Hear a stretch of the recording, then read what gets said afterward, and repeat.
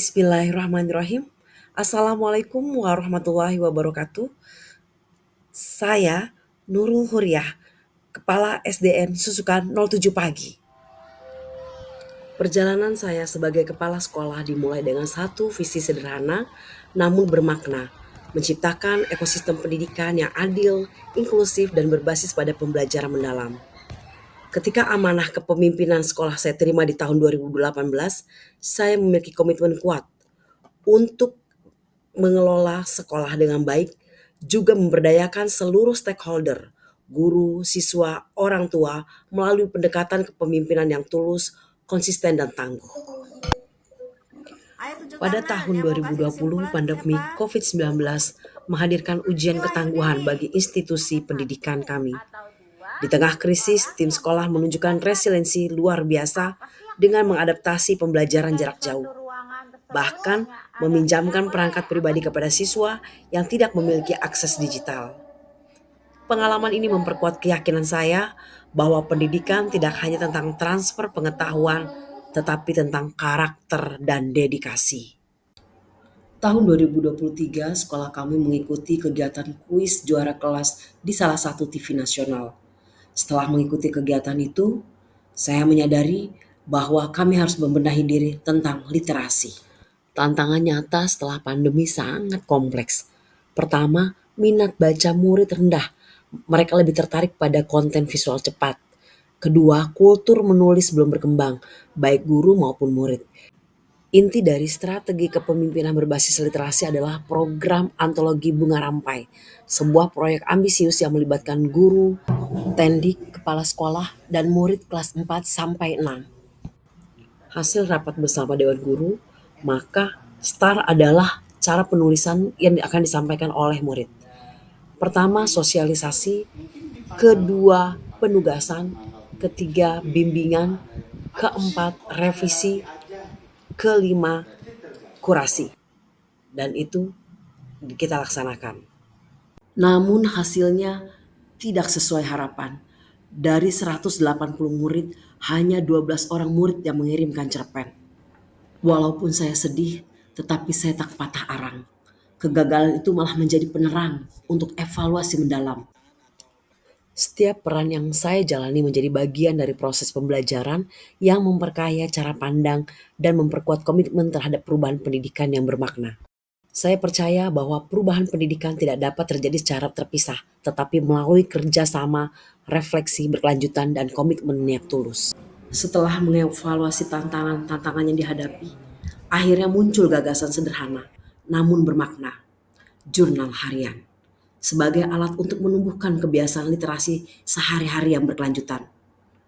Kami sadar, anak-anak tidak membutuhkan program besar, tetapi kebiasaan kecil yang berkelanjutan. Selamat siang, perkenalkan nama saya Serena Farah Santos. Saya dari kelas 4B. Saya akan menceritakan isi jurnal harian saya yang bersampul biru. Di dalam jurnal ini, cerita aktivitas saya adalah aktivitas saya dari pagi hingga menjalankan tidur saya. Ketika saya menulis jurnal ini, yang saya rasakan adalah saya lebih mandiri dan banyak menulis, serta saya juga jadi banyak kosakata dan literasi. Terima kasih, semoga ini menjadi inspirasi bagi teman-teman semua. Sampai jumpa. Dan tentunya keberlanjutan adalah kunci kesuksesan. 5 strategi implementasi. 1. Sosialisasi langsung saya dan guru kepada murid, tujuan dari jurnal harian. 2. Diferensiasi format. Menjaga keberlanjutan dan menyesuaikan dengan tahap pembelajaran, kami membedakan bentuk jurnal sesuai fase belajar. 3. Keterlibatan orang tua. Setiap Senin murid mengumpulkan jurnal yang sudah ditandatangani orang tua. Paraf kecil itu menjadi simbol keterlibatan keluarga dalam proses literasi dan pembelajaran karakter anak. Memperkuat nilai-nilai dari 7 kebiasaan anak Indonesia hebat di rumah. 4. Umpan balik bermakna.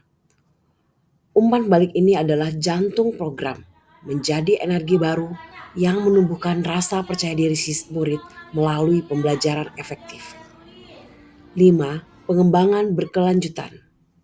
Format jurnal diperbarui dengan penambahan. Hal ini tujuannya adalah agar anak belajar mengenali diri sendiri melalui proses pembelajaran yang terus berkembang bagi semua siswa kelas 1 sampai kelas 6. Oke, aku orang tua dari Kansa kelas 1D. Tanggung jawab anak itu ada. Yang kedua, dia bisa cepat memahami, menulis. Ketiganya, dia bisa menghafal tuh tafari kan, menulis. Terus dia bertanggung jawab kegiatannya sehari-hari. Ketiganya, dia Kolaborasi ekosistem literasi. Sebagai kepala sekolah, saya percaya bahwa belajar bisa di mana saja dan kapan saja. Oleh karena itu, tembok yang tadinya berwarna putih dan merah, saya ubah menjadi peta Indonesia. Ada juga kutipan inspiratif dan mural edukatif. Hal ini agar anak membaca di setiap langkah di sekolah. Pemberdayaan perpustakaan. 10% dana BOS dialokasikan untuk pembelian buku. Di antaranya buku paket buat pembelajaran dan buku perpustakaan. Pengembangan kompetensi guru berkelanjutan diadakan di sekolah kami dengan wadah komunitas belajar sujud taktis. Di situ kami bisa belajar berbagi bersama para guru. Aduh, tekan dibaca. Oh, lambang sila Tuna Pancasila. Apa ya? Tuh, Belum kurang kencang. Tekan lagi. kencang lagi tekan.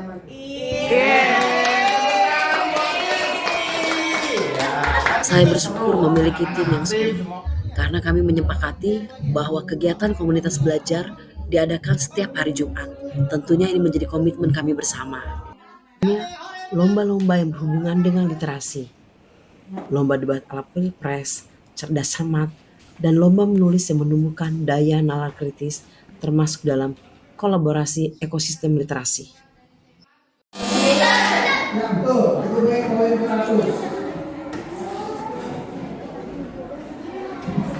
Saya beserta guru selalu memberikan motivasi dan semangat kepada murid agar terus melaksanakan literasi. Karena sesungguhnya ketulusan diuji bukan saat segalanya berjalan mudah, melainkan ketika kita memilih untuk tetap melangkah meskipun hasilnya belum terlihat, meski dada terasa sesak oleh keraguan dan kelelahan. Jurnal harian, feedback dari gurunya. Sebenarnya jurnal ini bagaimana Bu? Fungsinya nggak? Ada fungsinya Bu? Buat apa Bu? Fungsinya sih anak-anak satu ya, anak-anak tulisan melatih menulis jadi tulisannya menjadi bagus. Terus yang kedua anak-anak kan bisa mengarang gitu dari kegiatan sehari-hari mereka. Gitu. Jadi dicatat aktivitas dari pagi sampai malam kegiatan mereka yang mereka tulis. Itu namanya jurnal harian kan tiap hari. Dengan cara itu, literasi bukan hanya kegiatan sesaat, tetapi budaya bersama yang hidup di sekolah.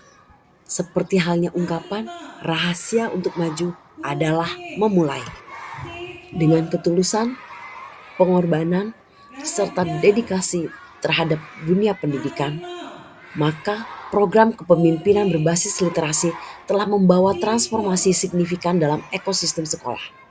Tentunya, transformasi paling mendasar adalah terlihat dari perubahan mindset. Menulis tidak lagi dipandang sebagai beban, tetapi sebagai kebutuhan mengekspresikan diri dan merefleksikan pembelajaran. Inilah dedikasi dari saya, Nurul Ria, terhadap SDN Susukarnojo Pagi, bagian dari ekosistem pendidikan. Demikian, terima kasih. Wassalamualaikum warahmatullahi wabarakatuh. Tetap semangat, tetap berjuang, sehat selalu untuk semuanya.